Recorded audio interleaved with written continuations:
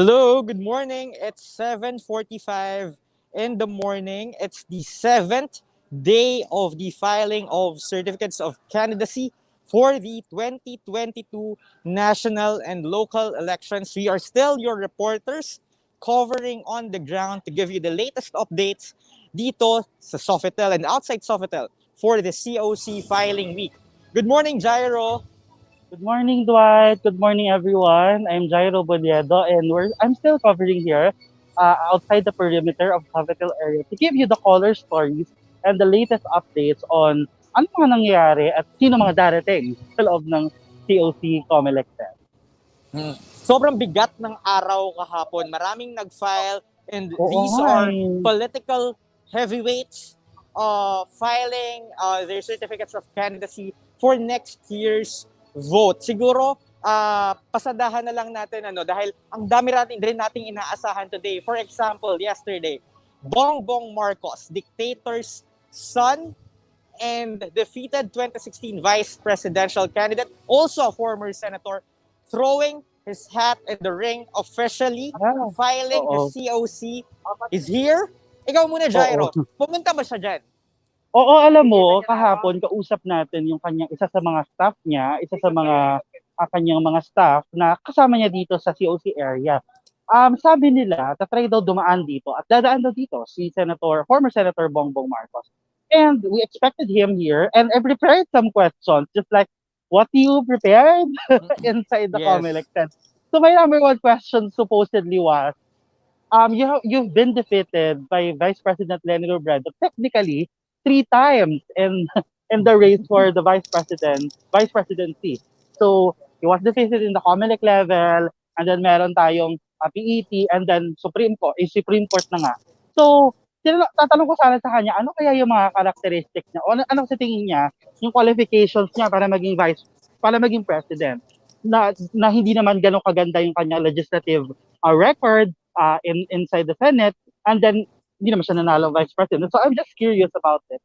And hapon we covered also his supporters here outside. So very, very madami sila. And kahapon, di ba, I've mentioned many times that ang daming vloggers dito na nagko-cover din alongside media. But kahapon, the moment na umalis yung convoy ni Dictator San Marcos, ay nawala na rin yung ibang vloggers. So, alam mo yon, it just show na talagang pro Marcos sila. At the same time, nung pumunta dito, dumaan din kasi naman talaga dito si Bongbong para kumuway at magpakita sa media na nandito sa labas. Pero hindi na siya bumaba. Tapos, after the supposed convoy, ganyan, ay umalis na siya. And then I've heard a lot of vloggers saying na parang, talking to one of his staff, saying na parang, yung mga reporters kasi niya, nahaharang-harang. Hindi tuloy namin nakunan ng maayos si Bongbong. So I was like, okay. So I mean, it's really good that we have a lot of, people covering this event because this is a historic event and this should be reported. But I think everyone has the right to report and everyone has the right to access this information. At the same time, have an access to cover the same person that we are covering. So yun lang. Pero Dwight, aside from that, I think parang full-fledged na ako, grappler dahil ang dami ko natanggap na hate messages. Since I, s- I saw yesterday. I saw the message na pinost mo sa Oo. Facebook earlier today, and I Yeah, was I just surprised post. that you're Oo. getting that kind of hate Oo, from sobrang, from a oo, segment of the public. kaya nga kasi kahapon, inannotate natin yung pagdating dito, and then we provided facts na Did you do Facebook Live? natalo sa Did you do Vice Facebook President. Live? I did Facebook Live. So, after Kaya pala. dumating dito, kasi medyo mabilis lang. So, I had to annotate what happened. So, inannotate ko, and then I just mentioned na parang ang daming pro BBM Marcos na vloggers dito. Natalo siya ng Vice Presidency, natalo siya ni Robredo. Hindi natin sure kung anong qualifications niya o anong pinanghawakan niya to run for presidency. Dinarambok, plinander nila yung Pilipinas. And then ito yung, isa ito sa biggest attempt ng mga Marcoses na bumalik sa Malacanang after after having the Malacanang or after controlling the Malacanang for how many years under their dictatorship and tyranny. And those are facts.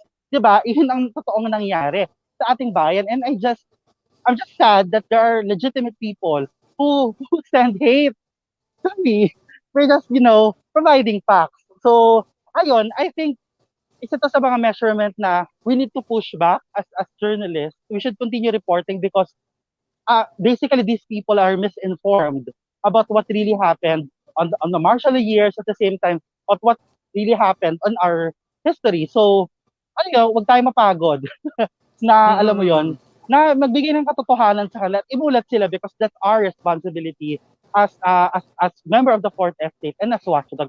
And I think Dwight may very interesting ka rin na kwento at chika Yes. Well, na ginawa mo naman sa loob ng tent. Oo. yes, but first two things lang dyan sa mga sinabi mo. Oo. Una, the presence of the vloggers also confirms that there remains to be a loyal Marcos base. I mean, we know that, Yeah. and kapag nakita natin ito on the ground, Mm-mm. it really magnifies the impact of the Marcos family decades later. That even despite their, alam mo yun, corruption, their hidden wealth, Oo. the, Their plunder. their the extrajudicial killings committed under the Marcos regime, history has sort of been undermined. That's why nandito sila still loyal to a dynasty. And second, that the presence of the vloggers also confirms that the Marcos has been relying on alternative media, siguro yung mga online platforms, and katulad nga yun nga, shying away from the mainstream media. And yun kahapon yung tinanong natin nung dumating Yeah. si Oo. Bongbong Marcos dito. We asked him like, are you willing to be interviewed? Well, hindi ko naman sinabi exactly Rappler, pero dahil I said that I'm from Rappler, that's the assumption na parang, are you willing to be Oo. interviewed by us? And he May said Rappler, oo. he never refused an interview, but he sort of said that Mhm. he wanted to be asked new questions. But then I said, also for example, the conviction in the conviction of Imelda Marquez, ganyan, and he sort of Oo. stopped me right there and said, I misunderstood, not here, not now, because Not now. Oo. it's the filing of COCs. But we have to just point out that, Yeah. sobrang ilap din talaga ng Marcoses sa Oo. media, not just Bongbong Marcos. So, alam mo, when we Oo. get these comments, pag Oo. napapa-comment natin sila about their stand on the martial law, on Yeah. the many aspects of that era, it's important because it's a record of where they stand right now. Oo. And hindi dahil anak sila, or alam mo yan, hindi sila yung tatay, hindi sila yung Mm. presidente, ay hindi na sila, alam mo yan, wala silang Liable. Oo. liability because it's a dynasty that ruled the country. And Yeah, they exactly. benefited then from Yeah. from all the wealth na nakuha nila. Oo. So, Saka, and oo, that's let's been not, let's proven by not the courts. forget na, oo. Tama, di ba, let's not forget na beneficiary itong si Bongbong Marcos and si Amy Marcos nung supposedly corrupt bank accounts itong si Imelda Marcos, di ba? So, benefit talaga sila from it. Yes. So, let's move on to another thing that happened yesterday, which was the emergency alerts which we received. Oo. May nakakuha ba dyan outside Sofitel nung ganong Oo, message? alam mo, very interesting, Dwight, kasi I also cover, I'm really covering the military and the defense beats. So, usually we get these messages during calamities, earthquake alerts, typhoon alerts. And then kahapon nagulat ako because you mentioned and I read your tweet na nakatanggap ka ng ganitong message. But dito sa labas, wala kami natanggap. I think we're just few kilometers away. I think 2 to 3 kilometers away from the Sofitel tent, pero wala kaming natanggap. So I think medyo concentrated yata yung message diyan sa mga tao sa loob. So Right now we don't really know a lot. Parang it's still being investigated. Although, if given the fact na parang most ng naka-receive ay dito sa Sofitel area, then it's probably may siguro factor yung parang location sa pag-receive ng emergency alerts. But it's sort of alarming because ang ginamit is parang parang emergency alert system eh. And it's the kind of thing na nare-receive lang natin kapag may bagyo, or kapag may paparating na lindol, baha, but not necessarily I mean, is this a different kind of emergency? Is this a different kind of disaster? Well, Well, you know, page well, history books. It was a disaster a few years ago when the Philippines was under his father's tyranny. So well, I don't that's know. yes. That's a fact. Well, anyway, Bongbong Marcos is not yet the president. And if ever he could, he could grant media interviews in the coming months, so we could set the record straight about Mm-mm. the many controversies that surround their family, and it's Oo. important that we know about those things. So, Mm-mm. moving on Tama, from tama. that, I think marami pang mga presidential aspirants na nag-file Yes. kahapon.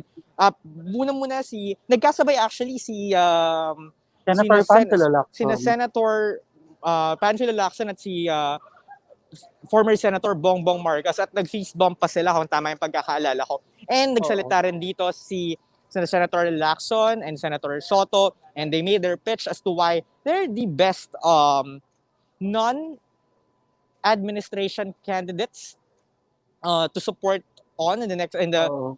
coming elections. And interestingly, they also had numerous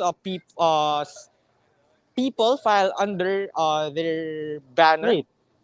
Yes, members ng kanilang slate kahapon. If I remember, nandiyan si Senatorial Aspirant Mingito Padilla, which is a pandemic frontliner.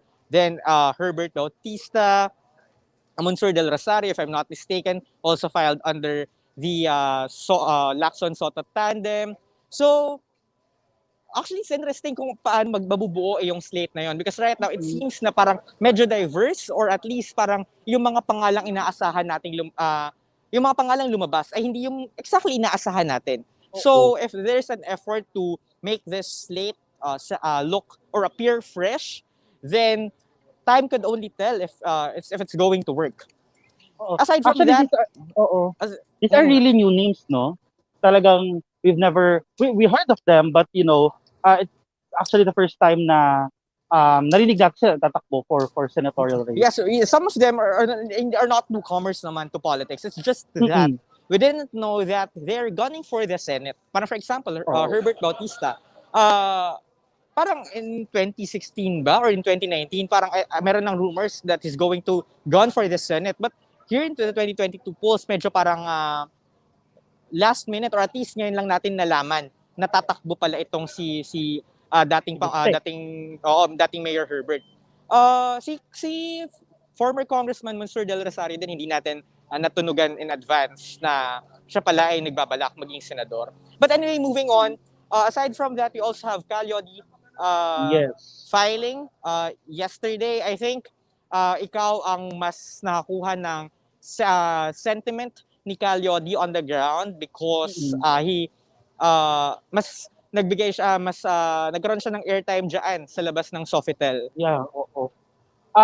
Kahapon, nagpapahinga kami kasi after lunch noon. So tayo, syempre kailangan, kailangan natin magpahinga, of course. So nagpapahinga kami, and then after some time, nakarinig kami ng parang mga malakas na tunog, ganyan. So akala namin fiesta. And then when we go out of our vehicle,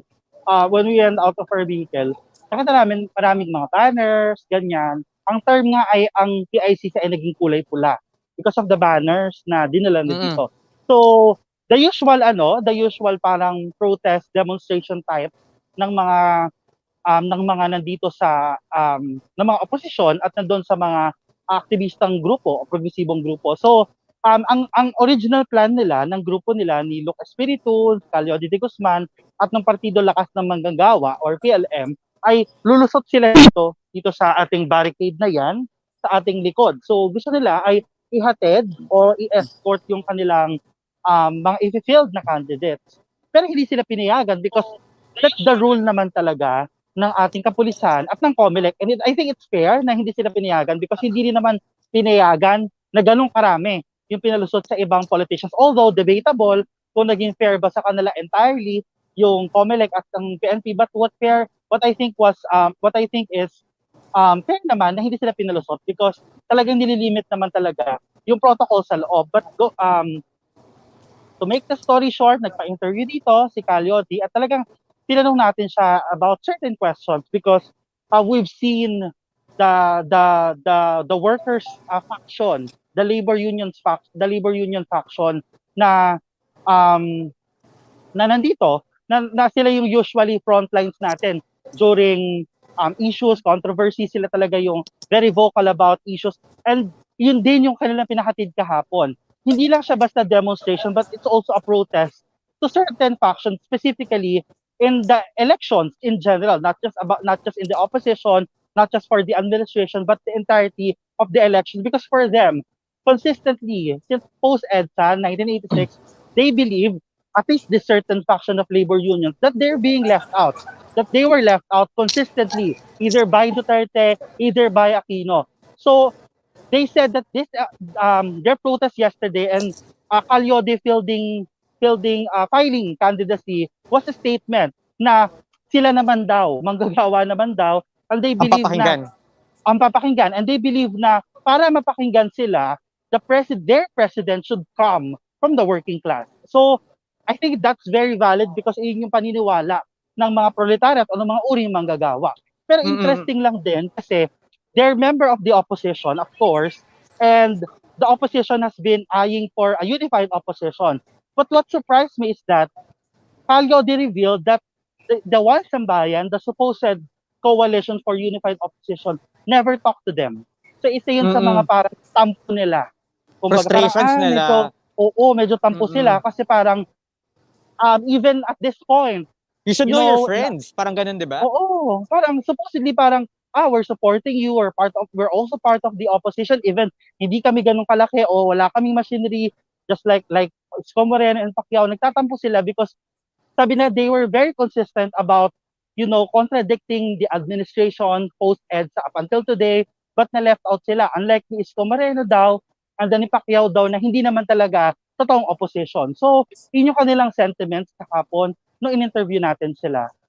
Mm-mm. Now the question is, what will happen now that there are more candidates in the opposition throwing their hat in the Oo. 2022 presidential race? And today, since we're already tawag dito, moving forward, we are expecting Vice President The Leni Robredo president, to make her an announcement announcement. later, to make an announcement Oh, later. What that announcement is about, we can only guess. But oo. we are Sana, ready. no? We are Oo, ready. we are ready for anything. Some say she could file for gubernatorial post in Bicol. Some say possibly presidency. But, mag-abang lang tayo. Yes, And dito lang tayo. But interestingly din, ngayong araw din magfa-file ang ilang mga members of, more prominent members of the opposition. We're expecting Shell Joknos become an online, sensation recently. He's supported by some famous Philippine entertainment personalities, particularly Vice Ganda, and would like to know whether that support would translate to the Into ballot in votes. the 2022 polls. You also have Attorney Senator Kiko Nerica, Pangilinan. Senator Kiko Pangilinan. Are you expecting Senator Kiko Pangilinan? Because I have not heard about that. I've heard that yesterday, but it didn't file yesterday. So I'm wondering Mm-mm. if, alam mo yan, if Oo. Kasi there are kahapon, di exchange ba? of plans. Inaabangan natin siya pero hindi siya dumating. So, we hope na dumating din siya today. And I think we're also expecting former Bayan Muna Representative Nery Colmenares to file his COC for Senator today. It's going to be his third try. At Charm. Will let you know. And I think we've just lost Gyro. Alam niyo po, minsan mahirap yung connection dito sa inside and outside Sofitel kasi maraming mga miyembro ng media ang nagsashare minsan ng internet connection or ng Wi-Fi. So of course, those are just the things that we need to expect from the coming days. And Gyro is back. Akala I'm ko iiwanan back! mo na ako at Oo, hindi. mag-adlib ako for the next, Oo. 5 minutes. Alam mo, oo. Despite everything that has happened yesterday and ngayon, na-kick out, na-kick out, nawala ako. Bakit? Doon, dito sa stream natin. Sabi nga ng BTS, one of my favorite songs, itong latest singles ng BTS, ay yung When We Fall, We Know How to Land. Because in Rappler, we believe in standing up for the truth, for journalism, and for the people. O, di ba? Yes, and DTF that's naman ang quote natin ngayon. yes, and that's Jairo Bulledo reminding us about the unlikely collision between BTS and Philippine politics. So Yeah. we'll give you more updates later when they come. And it's already 8 a.m. here, and Comelec spokesman James Jimenez is about to speak shortly, maybe give updates on yesterday's COC filing and what to expect today. So sa ating mga viewers, just continue to follow us on our social media platforms for the latest developments here in Sofitel. So thank you everyone and Thank you, have a great morning. everyone. Have a great morning. Huwag po natin gawing almusal ang hate. Smile lang po. Thank you, everyone. Have a good day.